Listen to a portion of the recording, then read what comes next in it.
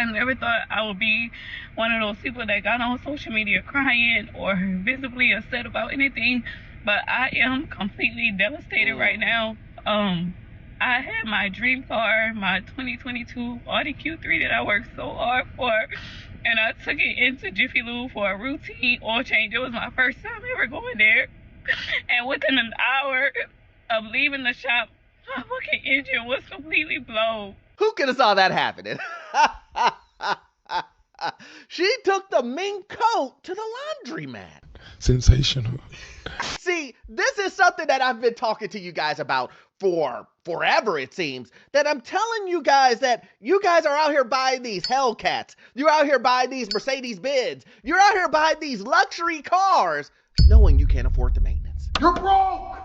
And this is a prime example of it. I mean, you're taking a $100,000 plus car to a Jiffy Lube. Stop it. Get some help.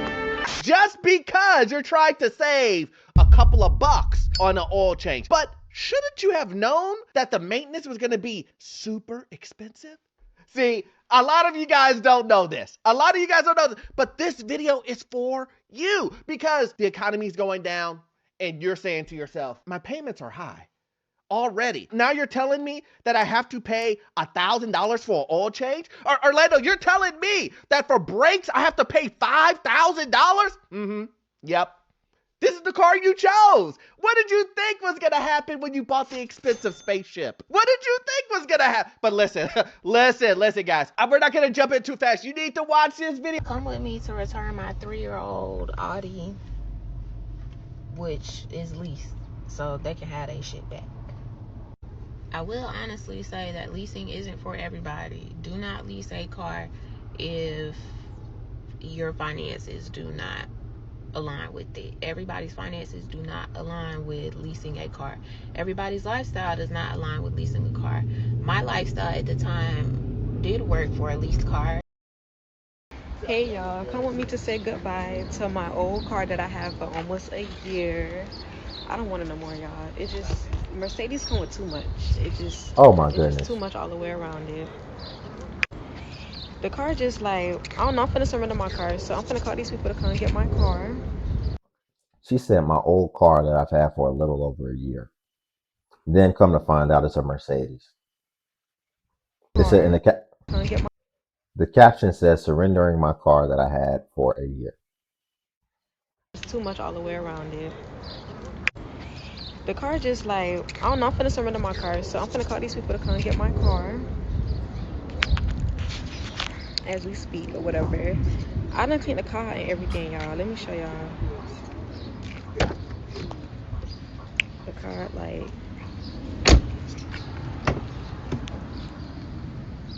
oh, okay. Everything is a done data. I'll have my car by next week. Keep up with the updates, and yes, this time around my car is gonna be cash car, y'all.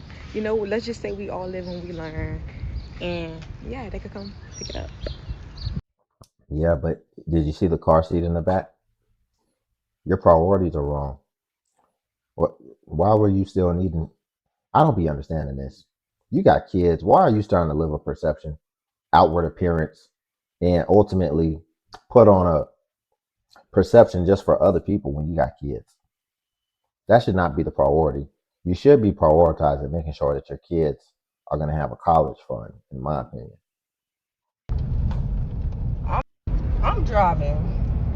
So, what the fuck is going on? I'm trying to figure out, because I thought my car didn't work, but apparently it's working. I can't see. Oh, here we go. Like, honestly, I'm trying to figure out if this is like a sign. Like, is it a sign? I move tomorrow.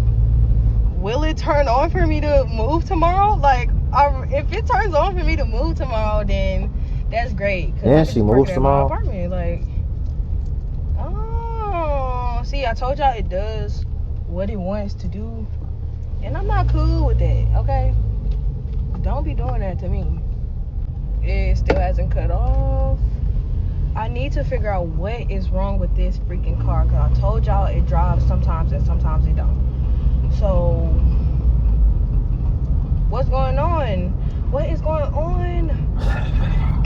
Please tell me the answer.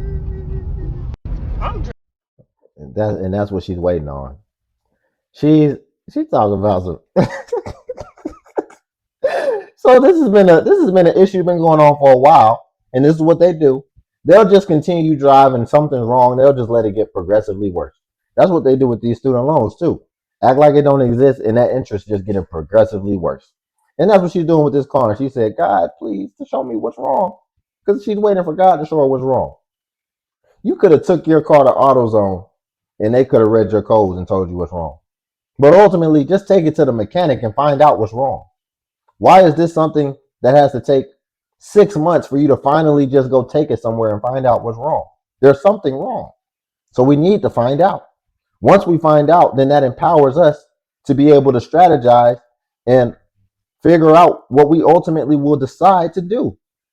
But how are you going to make the evaluation if you're not even getting the information? Because she would prefer to just pretend like everything's okay and act like it doesn't exist because she doesn't really want to deal with the reality of what it could be. Okay, it is finally time to turn my car back in. It is a lease. I've had it for 4 years. I literally rarely ever drive it. I hate driving. So I'm not gonna get into a brand new car immediately. And I also have like 10 other reasons why, and I will share that journey on a different video. But let's take everything out of my car. Literally, this is all junk. Like junk. But I brought a bag to stuff everything in it. I'm also currently at a car wash right now. I wanted to make sure my car was clean before I turn it in because I do not want any like little random fees or whatever. I'm also a day late returning it. Like it's February, my lease was done in January, so I will let you guys know what fees come with that. So crazy how much trash I have. I literally have down and you have a 580 credit score, it's going to be very difficult for me to get you into something. Hello? Hey, how are you? This is Yusuf from Auto Cafe. Hey, Yusuf, how are you? I'm doing good. I got your message yesterday trying to get into a small SUV, so I just wanted to connect with you and see how I can help you get into one. So tell me what you got. So I had a Volkswagen Tiguan that I had leased. I had a Hyundai Tucson. I turned that in, and I got the Volkswagen. The payments, I did it for a year and a half. I couldn't do it anymore, so I volunteered to surrender the car. This Friday's going to be 2 weeks. I took it back to the dealership where I got it from. I took the keys or whatever, because the payments were $700 and some change that I just couldn't afford anymore. So now I'm without a car, and my credit, because of me being a couple of months late with the Volkswagen, my credit score went down really bad. So I have a couple of collections on my credit report and a couple of late payments. Hold on.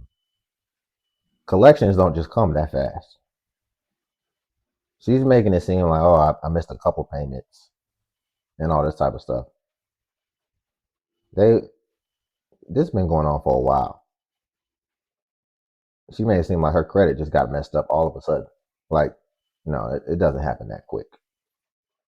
But I don't have a car, and I don't have any money to put down. If that was the case, I'd have kept paying on the Volkswagen. Okay. So this is where I'm at. Sure. Where are you located? I'm in Georgia. I'm in right now. I work at the Atlanta airport, but I live in Stockbridge, Georgia. Okay. All right. And what's your current credit score right now? Right now, through Expedient, would that help? I don't know. Yeah, Experian is fine. Showing 584. All right. 584. So most subprime lenders, which means that they are banks that deal with people with, bad. I'm kind of coming in and out on this video, but she's trying to pick which one it got the best one, and the best one was Experian, and that was 584. So that means the other credit ones are probably horrible or subpar credit. The minimum credit score they need is 500. Right now, the issue is when it comes to your credit score, a bank is not going to look at your profile because you've had a recent repossession, you've had late payments, so they're going to look more at the vehicle, right? So they're going to buy the car and not technically buy you, which you're the customer. So they're going to try to look at the car more. They're going to look at your profile. So I can try to get you something. I mean, you're above a 500 now. It may fluctuate depending on what I pull. It may be at 500, maybe lower. But if you don't have any money down and you have a 580 credit score, it's going to be very, very, very difficult for me to get you into something. The bank is going to want to have skin in the game. So even if you have like $1,000 or $1,500 down, it helps. But if you have no money and you just had a recent repossession and you couldn't afford that payment, unfortunately, most banks are going to look at that and say, well, what's going to stop it from happening again? I know we all go through financial difficulties, and right now it's just a situation where you have to kind of have some money down to make the deal sweet. Yeah. No, I figured that because other people were trying to help me also, and they're like, "Oh, we need $2,000 down. We need $3,000 down." Yeah. It's always, and I don't have it. To be honest, I really don't. Yeah. I'm borrowing from Peter to pay Paul, and trying to keep my head above water. So. I hear you. And I'm without a. Freudian slip. So you're still borrowing from Peter to pay Paul, and you want somebody to take a chance on you. You're going to end up in the same situation. As well as, really think about this. Whoever decides to rent her a car with her credit score, her interest is going to be crazy. And her payments are going to be just as crazy. Her payments are still going to be wild, and most of it's not even going to be going to the principal of the vehicle. Car now because I need in Georgia you need a car to go places. For sure. And it's just to get me back and forth to work. So. I hear you. Equal as little as possible, and if I can do that for you, I would have. But right now with the 580 credit score, it's going to be hard for me. And life is getting expensive. I mean, you were paying what $700 and something on your Volkswagen Tiguan. What was your interest rate on that? I don't even remember. I got in December of 2023. 2023. And I've been paying for the whole year and some change. And I fell behind and I got caught up, and then I fell behind and I just couldn't do it no more. Almost 100% sure the bank's going to ask for money down, especially dealing with a subprime lender. Yeah, no, I just, what it is, I got so many inquiries on my credit report because I've been having people run it, and I just don't want them to run it anymore. I guess that's crazy. I know. Yeah, I have a lot of inquiries. Another option for you is just, try a flex car or renting a car for a little bit, even though you only need a debit card and a $100 deposit. That could be an option for you, right? Atlanta Airport has some pretty cheap, vehicles you can get for like $10 a day or something like that. I would do that. Flex card denied me. I rented a car for a couple of days. I had to give a $300 deposit. That dipped into my rent. And Carvana, when I should have done it, where I didn't have to come down with no money, I didn't do it. So now they're asking for half of the money down of any car that I picked. I gave back the car because I didn't want them to actually come and take it. All right, ma'am. This is not your financial advisor. You can see on this dude's face, ma'am, no free consulting. He doesn't want to sit here and just consult you all day and try to figure out your situation. He's already deemed that you're not going to be a fit for his services or his products. So he doesn't want to keep sitting here. He tried to leave you with a good solution so that he can go ahead and end the conversation. But she's re-engaging the situation because she done already tried it. She done tried everything. Man, we both know you done tried everything. Just go on about your day because you don't qualify for his car. You're going to have to figure something out, and that's what you're going to have to do. Uber, Flex, whatever. But that's not really his problem. He's got money to go make and generate so that he can pay his car bills. Yeah, when I say I am fucking pissed, I am so fucking pissed. I am like 38 hot. I got this car from these people. Cars Are Us on Stone Mountain. Cars Are Us. I got the fucking car from them and put $1,000 down on a car, a 2015 Nissan Altima with almost 17,000 miles on it. Car note at $150 every week, and this motherfucker ain't got no headlights. And they don't want to fix it. Not only do it not have headlights, it needs a wheel alignment, it needs a control arm, it needs an outer tire rod, it needs struts, it needs brakes. It got bad brake fluid.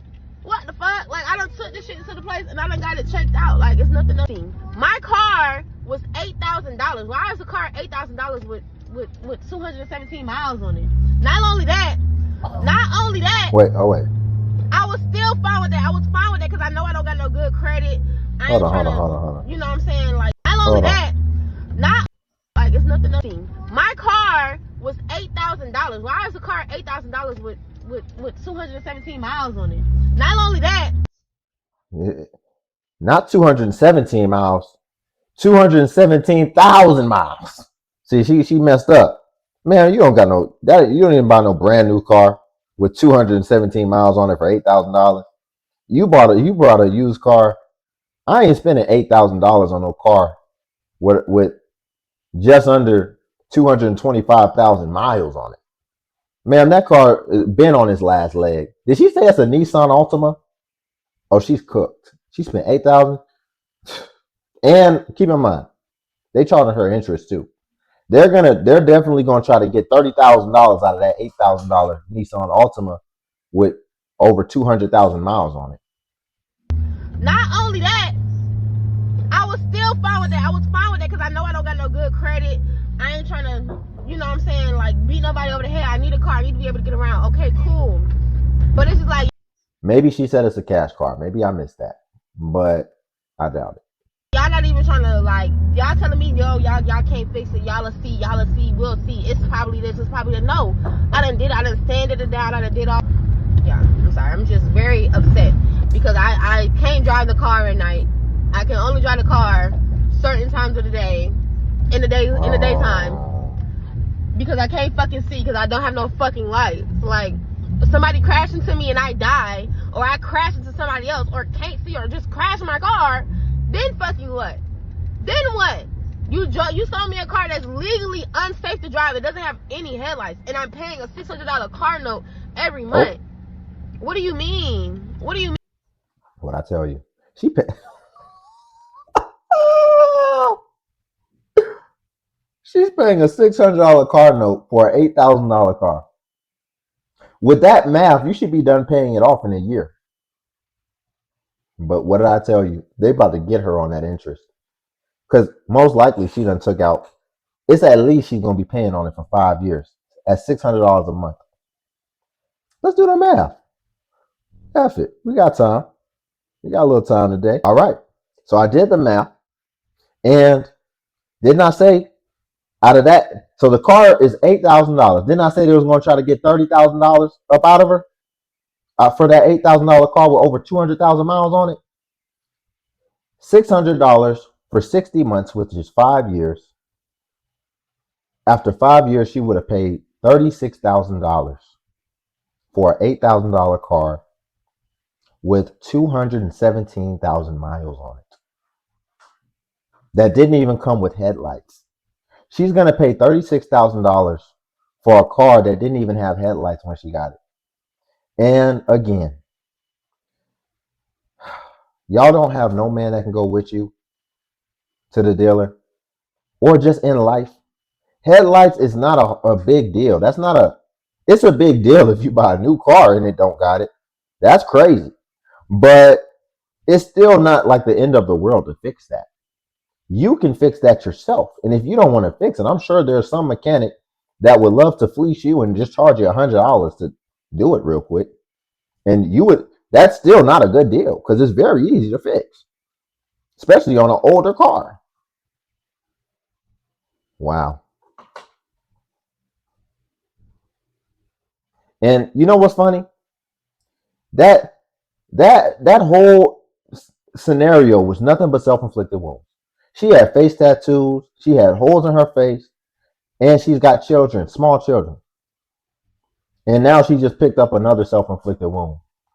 A 225,000 mile car for $8,000 that's going to end up costing her $40,000. Okay, so let me put y'all on real quick. So back during the pandemic, whatever you want to call it, I bought not only one, but two motherfucking high-end luxury cars. I got a BMW and a Range Rover. And looking back, I could really slap the fuck out of myself if I'm just being honest. Not because I couldn't afford it then or now, but because I'm no longer trying to keep up with chasing the look. You feel me? I really wasn't thinking long term when I bought these dumb investments. I'm going to just be honest with you.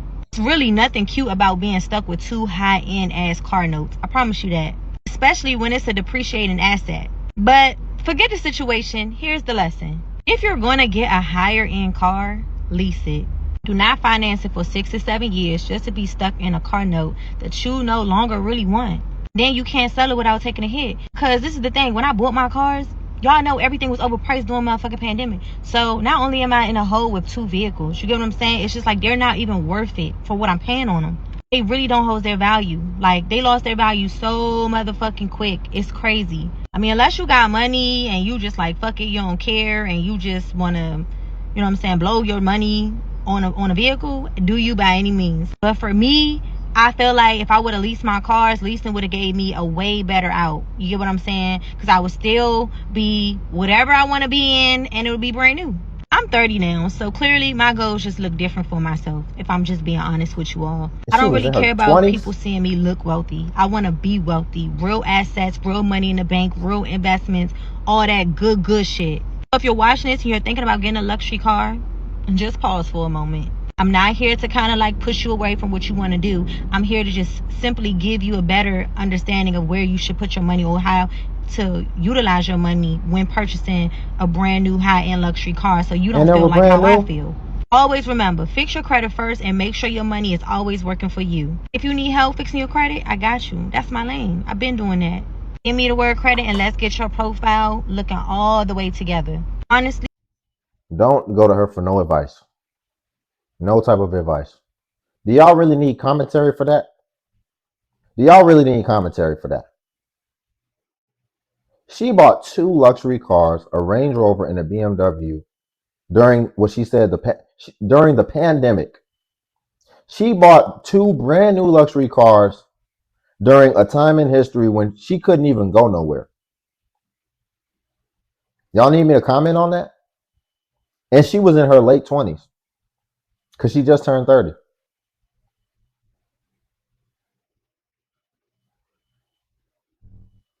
Even when like you're up, it's like you just can't help but put wounds on yourself to where you can't get ahead. You can't save anything for yourself. It's just going into all these material things.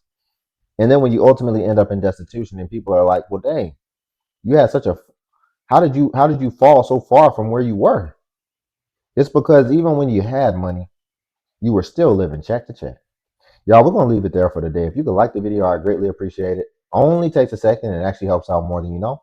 And also, if you could hype the video, hype is a new feature that YouTube offers where it helps smaller content creators like myself. And basically, when you hype, it actually pushes us to the extent that it pushes the larger content creators. So you just press the hype button, then it shows the points. And since I am a smaller content creator, we actually get more points per hype. And then also Patreon's link below if you want to see self-improvement content as well. But until then, I'll catch you in the next video.